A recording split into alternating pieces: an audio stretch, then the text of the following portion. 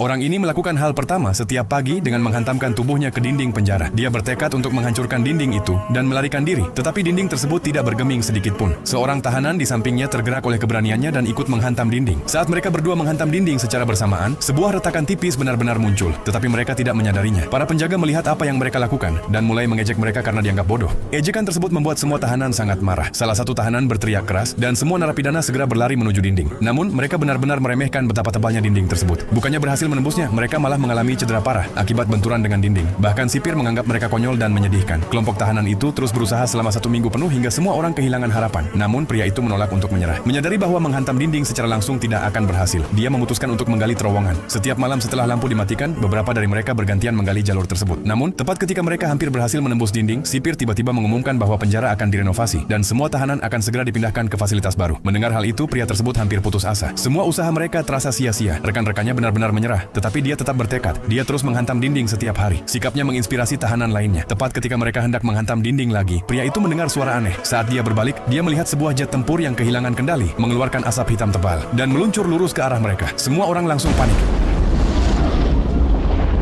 Sebelum mereka sempat bereaksi, tiba-tiba sebuah retakan muncul di dinding batu. Beberapa saat kemudian, dinding itu mulai runtuh dan meninggalkan lubang besar. Semua orang terpaku melihat kejadian di depan mereka. Saat para penjaga masih berusaha memahami apa yang terjadi, semua orang tersadar dan segera berlari menuju lubang tersebut. Para tahanan dari blok sel lain mendengar keributan itu dan bergegas menuju pintu keluar. Para penjaga mencoba memblokir dan mengendalikan situasi, tetapi tidak mungkin menghentikan ratusan tahanan yang mengamuk sekaligus. Mereka hanya bisa menyaksikan tanpa berdaya ketika semua tahanan melarikan diri dari penjara. Setelah kejadian tersebut, polisi menyimpulkan bahwa itu adalah pelarian yang direncanakan dengan matang. Namun setelah penyelidikan menyeluruh, mereka menemukan bahwa semuanya hanyalah kecelakaan yang absurd. Sekelompok anak laki-laki sedang berlatih menembak di sebuah lapangan terbengkalai ketika tiba-tiba sebuah peluru melesat dari salah satu senjata dan mengenai sebuah jet tempur. Akibat kerusakan pada komponennya, pesawat tersebut kehilangan kendali sepenuhnya.